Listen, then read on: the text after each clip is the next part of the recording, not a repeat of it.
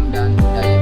Mari bergabung dengan program studi Pendidikan Agama Islam Fakultas Tarbiyah Institut Agama Islam Negeri Parepare.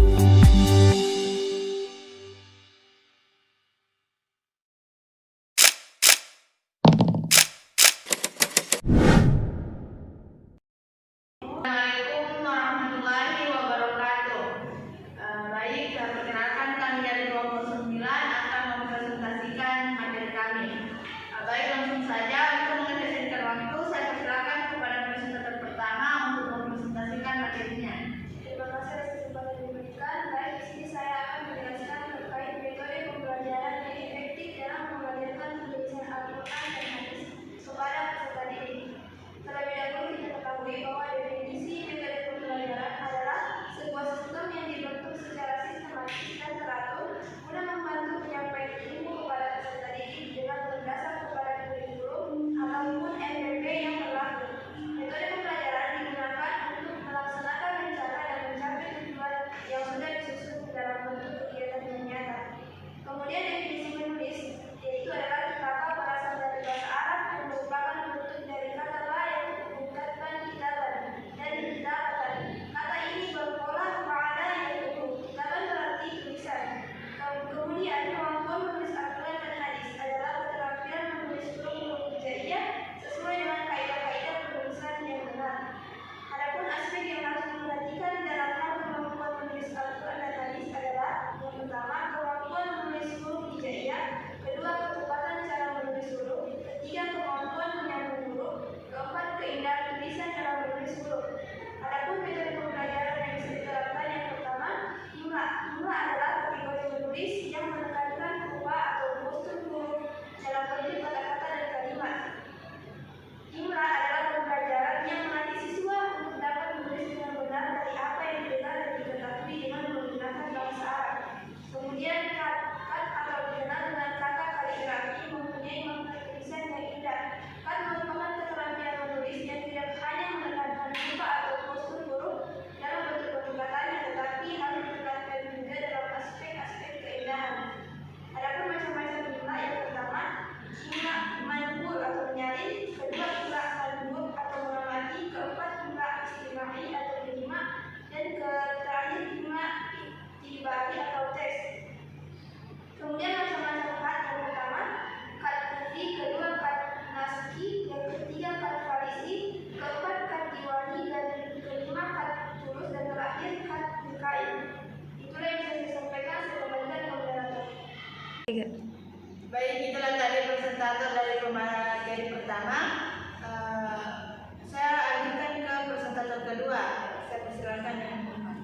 Baik, langsung saja materi yang akan saya sampaikan mengenai tantangan dalam mengajarkan penulisan Al-Quran dan hadis serta solusinya. Yang pertama itu kurangnya minat dan motivasi siswa.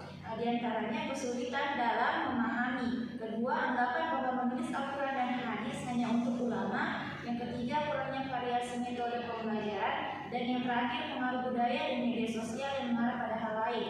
Jadi solusi yang dapat dilakukan yaitu menjelaskan manfaat mempelajari Al-Quran dan hadis, mengaitkan materi dengan kehidupan sehari-hari, menggunakan metode pembelajaran yang kreatif dan inovatif, membangun keteladanan dan motivasi intrinsik, serta memanfaatkan teknologi dan media sosial untuk menarik minat. Selanjutnya yang kedua, keterbatasan keterampilan guru meliputi kurangnya pelatihan dan pengembangan diri, minimnya pemahaman tentang metode pengajaran yang efektif, serta kesulitan dalam menguasai bahasa Arab. Jadi solusi yang dapat dilakukan yaitu mengadakan pelatihan atau workshop bagi guru. Yang kedua, menyediakan sumber belajar dan referensi yang memadai. Yang ketiga, memfasilitasi guru untuk mengikuti komunitas dan forum ilmiah. Dan yang terakhir, meningkatkan kerjasama antar guru dan lembaga pendidikan. Yang ketiga, kurangnya sarana dan prasarana, yaitu keterbatasan ruang kelas dan media pembelajaran, kurangnya akses terhadap buku dan sumber belajar yang berkualitas. Yang ketiga, ketidaktersediaan teknologi dan internet. Jadi solusi yang dapat dilakukan yaitu bekerja sama dengan pihak terkait untuk mendapatkan bantuan. Yang kedua, mengadakan penggalangan dana. Dan yang ketiga, memanfaatkan teknologi dan internet untuk pembelajaran online. Serta yang terakhir, kreatif dalam memanfaatkan memanfaatkan sumber belajar yang ada.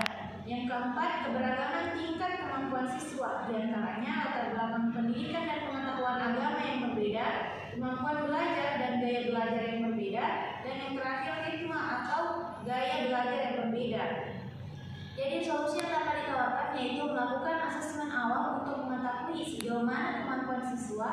Yang kedua, menggunakan metode pembelajaran yang variatif dan fleksibel. Yang ketiga, memberikan bimbingan dan pelatihan individual. Dan yang terakhir, menerapkan sistem pembelajaran yang berpusat pada siswa. Dan yang terakhir, pengaruh budaya dan modernitas, di antaranya budaya populer dan media sosial yang kurang islami, gaya hidup modern yang serba cepat dan instan, serta kurangnya pemahaman tentang nilai-nilai agama Islam. Jadi solusi yang dapat ditawarkan yaitu mengintegrasikan nilai-nilai agama dalam pembelajaran. Yang kedua, membangun karakter dan kepribadian Islami pada siswa. Yang ketiga, meningkatkan komunikasi dan kerjasama dengan orang tua. Dan yang terakhir, mengajak masyarakat untuk turut mendukung pendidikan agama Islam. Jadi itu tadi yang dapat saya sampaikan. Saya kembalikan ke moderator. Itulah tadi presentator kedua dari pemakalan kami. Selanjutnya saya alihkan ke pemateri terakhir, yaitu saya sendiri yang akan menjelaskan materi tentang peran guru dan lingkungan sekolah dalam mendukung pembelajaran menulis Al-Quran dan hadis. Upaya meningkatkan kemampuan membaca dan menulis Al-Quran siswa tidak lepas dari upaya guru. Selain itu, siswa-siswa tersebut adalah siswa SMA yang banyak diantaranya belum mampu dan memerlukan bimbingan lebih lanjut dari guru agama untuk meningkatkan kemampuannya membaca dan menulis Al-Quran. Adapun para guru dalam menunjang penulisan Al-Quran dan hadis, yang pertama yaitu menjadi panutan.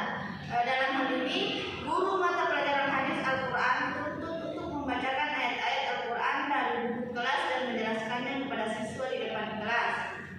Adapun para guru untuk menjadi panutan, yang pertama yaitu guru menunjukkan kecintaan dan pengabdiannya terhadap Al-Quran dan hadis hingga tulisan. Yang kedua, guru menunjukkan kecintaan dan dedikasinya dalam menulis Al-Quran dan hadis. Adapun peran yang kedua yaitu menggunakan metode pengajaran yang efektif. Guru menerapkan metode pengajaran yang menarik, interaktif, dan berpusat pada siswa seperti demonstrasi, latihan, dan feedback. Dan guru mampu memperhatikan tahapan pembelajaran menulis Al-Quran dan hadis seperti surah, pengenalan, penulisan, dan praktek. Peran yang ketiga yaitu memberikan motivasi kepada peserta didik. Guru mampu memberikan motivasi kepada siswanya, seperti guru memberikan pengajaran secara individu dan kelompok untuk membantu siswa mengatasi kesulitan dalam menulis Al-Quran dan hadis. Dan yang kedua, guru mampu memberikan siswa motivasi dan dukungan positif agar mereka tetap termotivasi dan percaya diri dalam belajar. Adapun peran yang keempat yaitu mengembangkan minat siswa. Sederhananya, minat berarti kecenderungan dan semangat yang besar atau keinginan yang besar terhadap sesuatu. Menurut Rebel, minat bukanlah istilah populer dan dalam psikologi karena ketergantungannya banyak faktor internal lainnya seperti fokus, rasa ingin tahu, motivasi, dan kebutuhan. Adapun peran lingkungan sekolah dalam menunjang pembelajaran dan penulisan Al-Quran dan hadis. Yang pertama yaitu menyediakan peralatan yang memadai. Sekolah menyediakan sarana dan prasarana pendukung pembelajaran Al-Quran dan hadis seperti papan tulis, spidol, dan buku-buku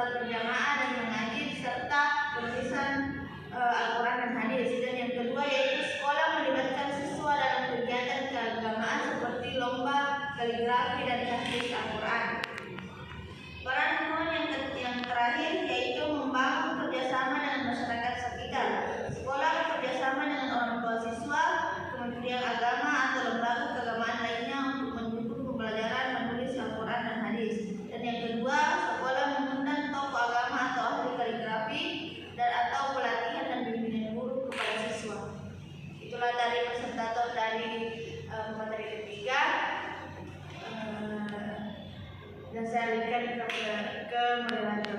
Tadi pemaparan materi dari kelompok kami, lebih dan kurangnya kami maafkan. Assalamualaikum warahmatullahi wabarakatuh.